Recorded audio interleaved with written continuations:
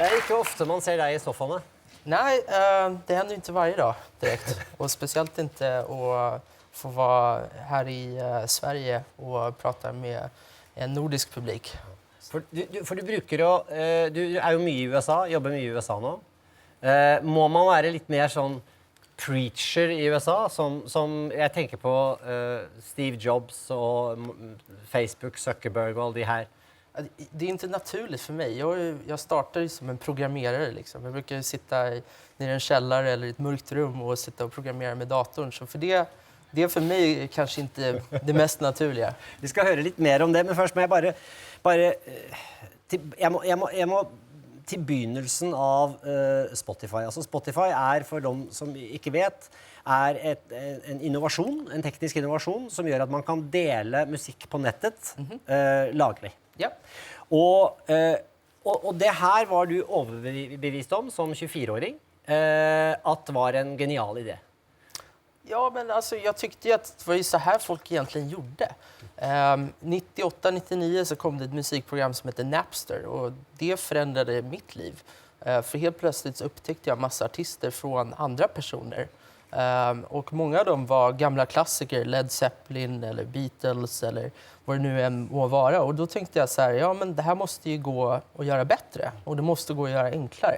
Och det är ju därför vi har problem med pratkopiering. För att ja, helt enkelt de lösningar som fanns var inte tillräckligt bra.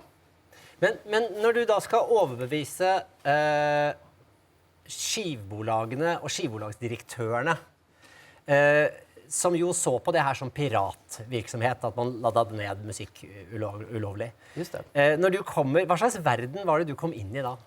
Jag kommer ihåg första gången jag träffade en av de här direktörerna och då såg jag i bakgrunden hur det var en iPad. Och den här iPaden, det var innan iPaden var släppt. Så det här var alltså en av de absolut första iPaden innan folk hade sett iPaden. Som han hade fått tag på. Som han hade fått tag på. Så frågade jag honom så här, ja men vad är det där för någonting? Det var någonting jag fick bara.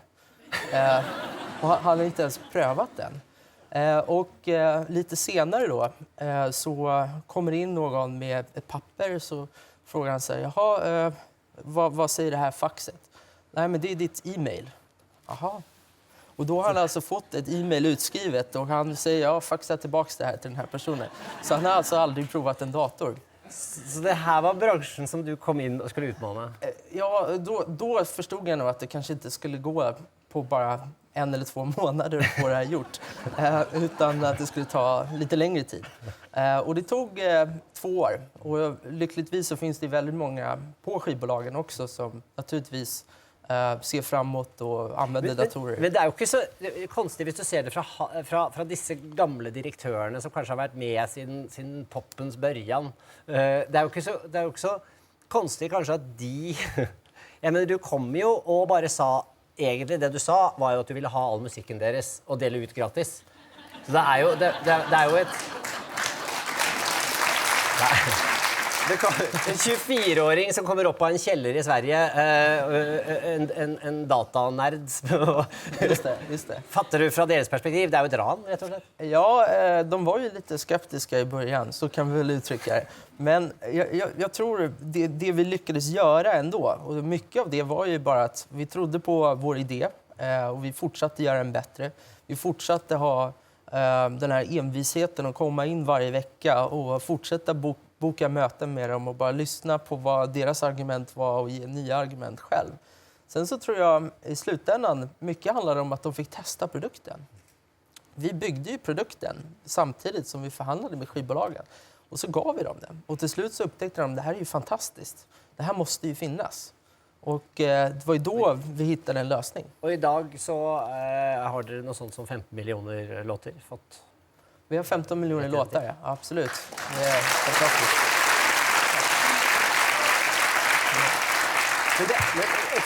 Det är rätt och slett ett stort bibliotek på nät och som gör att någon i alla fall börjar att tjäna pengar på musik igen. Varje gång någon spelar en låt så betalar vi artisten och skivbolagen i slutändan. Du, den här alltså Steve Jobs, Apples grundare, han startade i en garage, du startade i en källare. Ja. Kan du beskriva lite hur det var i den källaren? Där du Ja, det här kommer ju låta helt hemskt, men vi kan väl försöka. Det här var i min lägenhet i Rågsved, som är en förort i Stockholm. Och jag hade ju alla mina datorer, alltså alla servrar, hemma i min lägenhet. Och då kan man ju säga så här, har man det så brukar det bli ganska varmt. Så det var sådär 30 grader inomhus. Ofta så när jag tvättade kläder så kunde jag direkt hänga upp dem i garderoben och så var de torra för att det var så varmt. Så där satt du i kalsongen och jobbade? Ja, faktum är att jag och min medgrundare, vi satt verkligen i kalsongerna och jobbade. Så att det var nog inte långt därifrån. Och jag ska nog vara glad att de här skivbolagsdirektörerna inte såg den tiden. Utan istället såg när man var lite uppklädd i alla fall. Men du var ju kommit in på prestigefyllda KTH, alltså Kungliga Tekniska Högskolan. Och så hoppade du av? Ja, precis. Ja. Och efter väldigt kort tid? Ja, 8 veckor, något sånt. Varför det? Nej, men jag kände lite så här att alltså jag tyckte KTH var helt fantastiskt, för jag träffade jättemånga personer som jag sen rekryterade till mitt företag. Så att det var jättebra. En av mina professorer som jag träffade på första kursen, han jobbar nu på Spotify bland annat. Så att, jag tycker KTH var jättebra.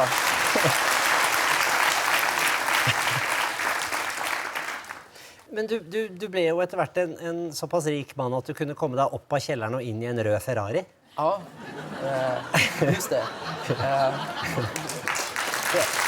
Det var några steg däremellan. Men kan du berätta lite hur i den här Ferrari-perioden, hur var livet ditt då? Jag menar, jag växte ju upp då framför en dator och det var ju inte liksom världens hetaste grej du kunde göra som kille. Det var inte så att alla tänkte så här, ja men den där killen, han sitter framför datorn hela tiden, honom vill jag ha. Så det var ju lite sådär smått ensamt under en period. Sen så blev jag lite äldre och började hitta lite tjejer och sådär. Och då trodde jag liksom, men har man pengar då löser ju sig det här med tjejerna. Och då kan man gå på alla klubbar och sådär. Det känns otroligt fel och idag när man vet hur det ligger till. Men det jag märkte... Jag fick inga tjejer, det var så det slutade. Det jag märkte var ju att liksom, det var inte de typerna av tjejerna jag ville ha. Tack. Tragiskt, men jag menar, jag var 23. Men jag blev ganska deprimerad, för jag trodde det var ju det handlade om i slutändan. Det är ju därför folk började spela musik. Liksom. De ville ha tjejerna, och det var ju inte jag så bra på. Så då fick det bli någonting annat. Men då i alla fall så började jag fundera vad jag ville med livet. Så här var du 23 eller? Ja, 23. Ja, 23. 23 och miljonär och rätt olycklig. Ja, absolut. Och fundera på vad du vill med livet ditt. Ja, men det som hände var att jag satte mig ner och så funderade så här, vad är egentligen viktigt för mig? Vad är det jag tycker är kul?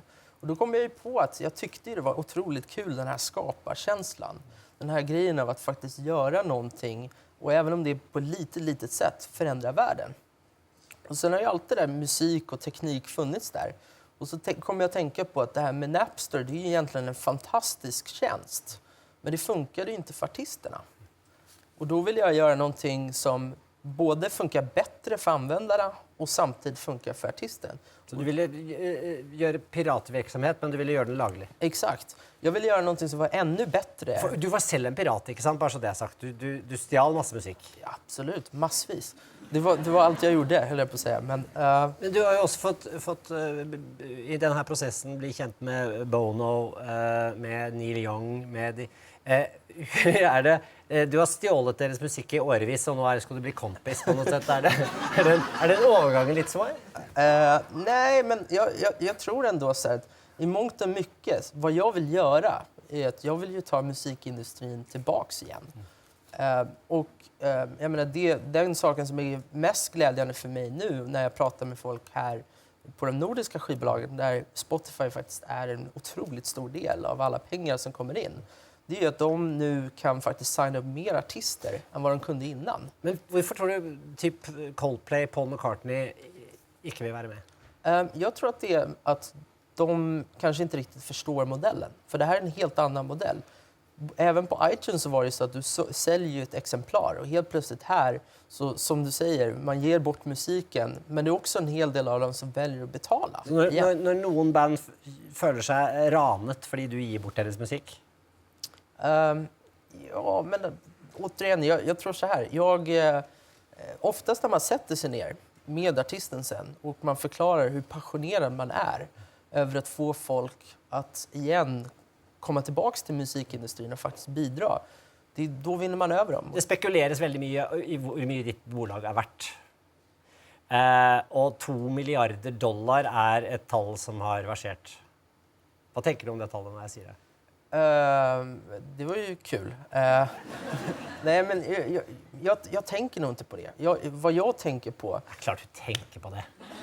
Nej, ja, men du må ju tänka på det. Nej. Jag gör verkligen inte det. 2 miljarder dollar. Ja, men tänk lite nu då. Sätt dig och fundera. Vi har tid.